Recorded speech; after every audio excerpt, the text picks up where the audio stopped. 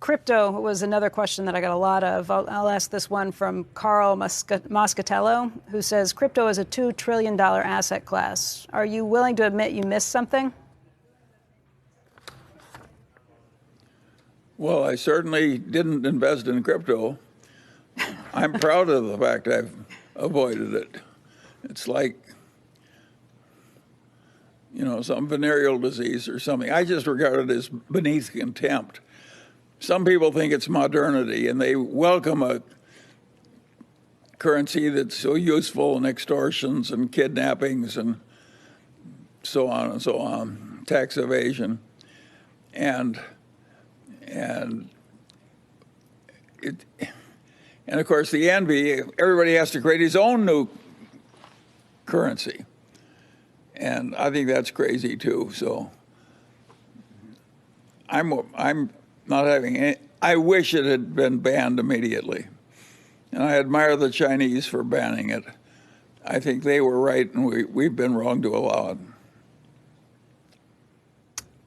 Perhaps this is the appropriate follow-up then. This comes from Micah Misek, who asks, Mr. Munger, you've been warning of the evils of cryptocurrency in the past. How do you feel about the Federal Reserve preparing to launch a central bank digital currency? Do you think that this will be beneficial or harmful to the strength and resilience of our markets?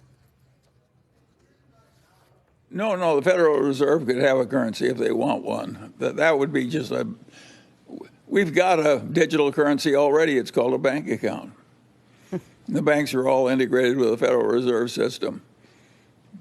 We already have a digital currency. Shifting gears, Charlie, I want to ask you about cryptocurrency, which you have been very negative about, calling it rat poison, and you hated the success of Bitcoin. But are you surprised that it's gotten even more mainstream since then? Well, I'm not survived. If you stop to think about it, it's an ideal currency if you want to commit extortion or kidnapping or have a protection racket or something. Why should a civilized government want an ideal, untraceable technology to come into the payment system run by a bunch of people who want to get rich quick for doing very little for civilization? Of course I hate it. I don't think it's good that our country is going crazy over Bitcoin and its ilk. I think the communist Chinese were wiser than we were. They just banned it. Any predictions on what's going to happen with crypto in the United States? No. You let a bad genie out of a bottle, God knows what happens. I think it was a huge mistake to allow it at all. And the truth of the matter is our regulatory establishment, when they quit the government, they go out into this heavily promotional capitalism. And so it's very hard to get the government to make good, wise decisions about something like Bitcoin. Charlie, last year, Robinhood, the new broker-dealer, issued a statement saying people are tired of the Warren Buffetts and Charlie Mungers of the world acting like they are the only oracles of investing. What's your response to that, and where do you stand on day trading apps like Robinhood? Well, I think if I were the benign dictator of the world, I would make it unfeasible to make short-term gains in securities, because we now mix up a legitimate activity, capital raising for enterprises that need money to do their capitalistic function, with a gambling casino where people come in and gamble. And those two functions, when they're mixed, as they are in a stock market or Bitcoin, create a speculative mess and a speculative orgy. And it's dangerous for the republic. It isn't good to have a lot of people trying to get easy money, for sure, just from gambling. And the people that are preying on them, the salesmen and the market makers, they're not the most admirable people either. So, no, I don't like it at all. As I say, most old men don't, of course. And a lot of people think, well, and just Warren and Charlie don't understand it. Well, I think we do understand it, and we know it isn't good for our republic, and we can't do much about it, so we spend our time on the matters we can do something about. Or your Bitcoin, right? We need to talk about Bitcoin in a minute. I can't wait to hear what Charlie Munger has to say about this. Let's bring in Charlie Munger, the vice chair of Berkshire Hathaway. Bill's going to move over so you can come sit in. Right. Good morning, Charlie. Good morning. I just had to get your thought on Bitcoin, this digital currency that's out there that people say, oh, it might be the next big thing. What do you think? I think it's rat poison. Put him down as undecided. Do you understand what they're trying to do with it? No, but I regard it as deeply flaky. Deeply flaky. Okay, Bitcoin. Bill, what do you think? I think it's a technical tour de force, but that's an area where governments are going to maintain a dominant role. Mm-hmm. Bill? Warren? I think either Charlie or Bill is right. And it will feed on itself for a while, and sometimes for a long while, and sometimes to extraordinary numbers. But in the end, they come to bad endings, and cryptocurrencies will come to bad endings. And along with the fact that there's nothing being produced in the way of value from the asset, that you also have the problem that it draws in a lot of charlatans and that sort of thing who are trying to create various sorts of exchanges or whatever it may be. It's something where people who are of less than stellar character see an opportunity to clip people who are trying to get rich because their neighbor's getting rich buying this stuff that neither one of them understands. It will come to a bad ending. Charlie? Well, I like cryptocurrencies a lot less than you do. And so, to me, it's just dementia. And I think that people who are professional traders that go into trading cryptocurrencies, it's just disgusting. It's like somebody else is trading turds and you decide I can't be left out.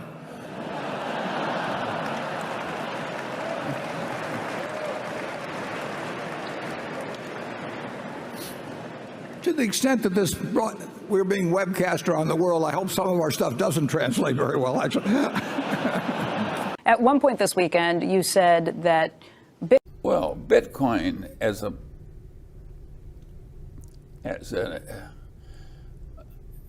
the computer science that's behind Bitcoin is a great triumph of the human mind. That's what captivates a lot of these people. They've actually created a product that's hard to create more of, but not impossible. Now that is very peculiar, but they've managed to do it. So a lot of the computer science people love it just because it's such an extreme achievement of computer science. I, of course, have no interest in that because it's not my subject. And I see an artificial speculative medium that people are buying just because they think they can sell to somebody else at a higher price, even though it inherently has no intrinsic value. And so I regard the whole business as antisocial, stupid, immoral. Immoral? Yes, Why immoral. Is that? Why? Why would you trade? Suppose you could make a lot of money trading freshly harvested baby brains. Would you do it, or would you say that's immoral? You wouldn't trade them, would you? It's too awful a concept. Well, to me, Bitcoin is almost as bad.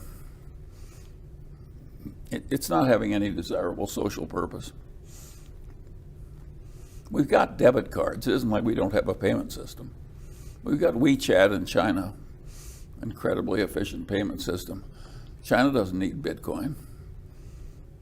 And if you have a WeChat, why would you do it in a medium where the value changes enormously? Nobody in his right mind would want a payment system where the very thing you were using went up and down by 20% in a day. No, I regard the thing as a combination of dementia and immorality. And I think the people that are pushing it are a disgrace. There ought to be some things that are beneath you that you just don't do. And this is one. We did not need a gold certificate. I mean, a gold substitute like this. Bitcoin is worthless artificial gold, which, if it succeeded, would facilitate a lot of illicit activity. Now, that is not something I think the world needs. And the fact that it's clever computer science doesn't mean that it should be widely used and that respectable people should encourage other people to speculate in it. Bitcoin reminds me of Oscar Wilde's definition of fox hunting, the pursuit of the uneatable by the unspeakable. Well, that sounds better than what I used before. We asked earlier, Charlie, Andrew brought it up with Warren, but I think it's a scumball activity. Does that better serve you better? thank you. Yeah, we asked earlier about Goldman Sachs getting into the business of having a trading desk for Bitcoin. Berkshire Hathaway owns about $2.5 billion of Goldman Sachs. Does it bother you, or does it not surprise you? Well, I don't expect every investment bank to agree with everything I think. They have a lot of animal spirits in investment banking. 5 years ago, right here in these chairs on Fox Business, you called it rat poison, but that was when it was about $150. Today it's $9,000. It had hit $19,000. So it's more expensive rat poison. But there are some people who were able to make some money. And we heard from people who are very passionate about this. And they said, oh, those guys are just trying to protect their old school investments in U.S. dollars. What do you say to that? Well, I think these idiot booms do harm to a country. They frequently come to bad ends, and they cause economic consequences that are bad for the whole damn country. And so I like it when my country steps hard on idiot booms instead of fanning the flames. And if there's ever anything that needed stepping down on hard, it's Bitcoin.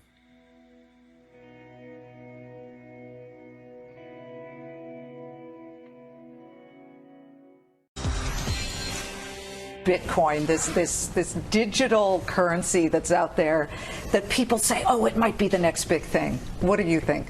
I think it's rat poison. Put him down as undecided. He's anything but undecided. This weekend, Vice Chair Charlie Munger likened trading cryptocurrency to, quote, trading turds. The always eloquent Charlie Munger joins us now. Hi, Charlie. Thank you for being here. This is getting a lot of attention, more than it probably deserves, because there are much bigger issues that we deal with here. But, Charlie, did you know there was supposed to be a Bitcoin conference this weekend in Omaha? Had they asked, you could have been the keynote speaker. Would you have said yes? Well, they were probably crowded out by a group of people that wanted to have a conference on sewage. Well, you called rat poison 5 years ago, right here in these chairs on Fox Business. You called it rat poison, but that was when it was about $150. Today it's $9,000. It had hit $19,000. So it's more expensive rat poison. But there are some people who were able to make some money. And we heard from people who are very passionate about this. And they said, oh, those guys are just trying to protect their old school investments in U.S. dollars. What do you say to that? Well, I think these idiot booms do harm to a country. They frequently come to bad ends, and they cause economic consequences that are bad for the whole damn country. And so I like it when my country steps hard on idiot booms instead of fanning the flames. And if there's ever anything that needed stepping down on hard, it's Bitcoin. Bitcoin is worthless artificial gold, which, if it succeeded, would facilitate a lot of illicit activity. Now, that is not something I think the world needs. And the fact that it's clever computer science doesn't mean that it should be widely used and that respectable people should encourage other people to speculate in it. Bitcoin reminds me of Oscar Wilde's definition of fox hunting, the pursuit of the uneatable by the unspeakable. Well, it sounds better than what I used before. We asked earlier, Charlie, Andrew brought it up with Warren, but I think it's a scumball activity. Does that serve you better? Thank you. Yeah. We asked earlier about Goldman Sachs getting into the business of having a trading desk for Bitcoin. Berkshire Hathaway owns about $2.5 billion of Goldman Sachs. Does it bother you, or does it not surprise you? Well, I don't expect every investment bank to agree with everything I think.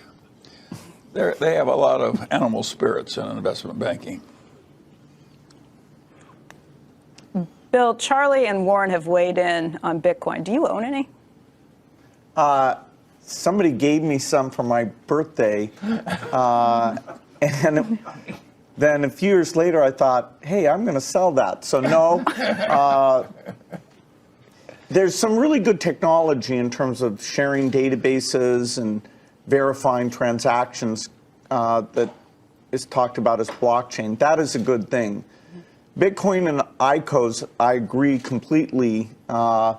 It's one of the crazier speculative things where it's not as an asset class, you're not producing anything, and so you shouldn't expect it to go up. It's kind of a pure greater fool theory type investment. So, you know, I agree. I would short it if there was an easy way to do it.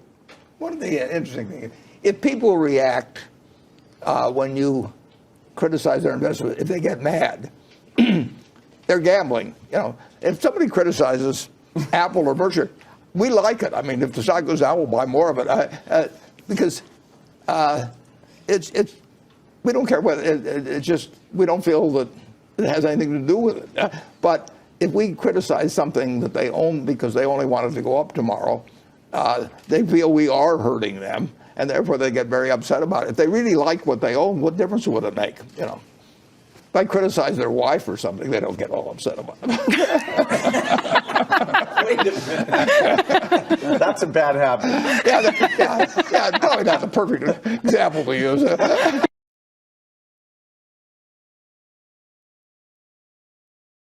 Hey there, thanks for checking out CNBC on YouTube. Be sure to subscribe to stay up to date on all of the day's biggest stories. You can also click on any of the videos around me to watch the latest from CNBC. Thanks for watching. Guys, there were some pretty interesting comments yesterday from Berkshire Hathaway Vice Chairman Charlie Munger. He sounded the alarm on the SPAC craze at yesterday's virtual annual meeting for the Daily Journal, which is his other company. He was answering shareholder questions via Yahoo Finance live stream. And in it, the 97-year-old Munger made clear that he is not a fan of all this SPAC speculation. I don't participate at all, and I think the world would be better off without them. I think this kind of crazy speculation in enterprises not even found or picked out yet is a sign of an irritating bubble. It's just that the investment banking profession will sell as long as it can be sold. The things we beeped out, that was the investment bank will sell. Another word for it, or Joe, the word you use is Shih Tzu. Shih Tzu. They'll be selling Shih Tzu as long as Shih Tzu will be sold, will be bought. Right. Munger also took issue with commission-free trading on the platform Robinhood, saying that the momentum-driven trading frenzy is, in his words, regrettable. Robinhood trades are not free. When you pay for order flow, you're probably charging your customers more and pretending to be free.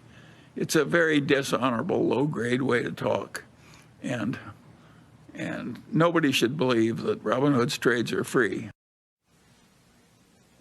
Munger also equated commission-free trading with what he called disgusting lies. What else did he take issue with?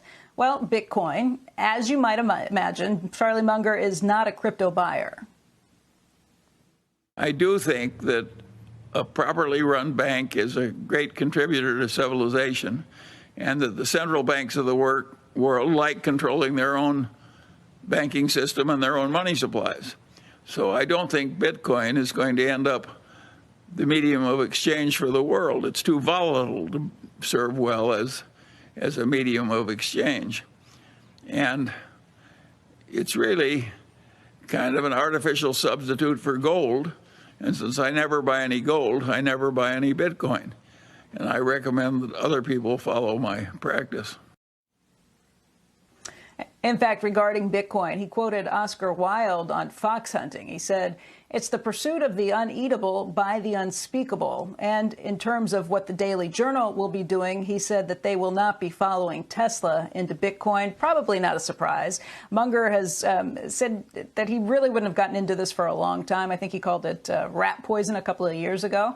He is 97. But his comments, guys, just on what he sees on Wall Street, what he talked about with the SPACs, what he thinks in terms of what's being sold by investment bankers right now, pretty clear-spoken, as he always is. Charlie says what he thinks and has no problem getting out there. You know, he was really on fire yesterday. Watched this for 2 hours, him taking questions, and he's quick. He was speaking exactly how he thinks about things, and he was pretty colorful along the way. Shepard Smith here. Thanks for watching CNBC on YouTube.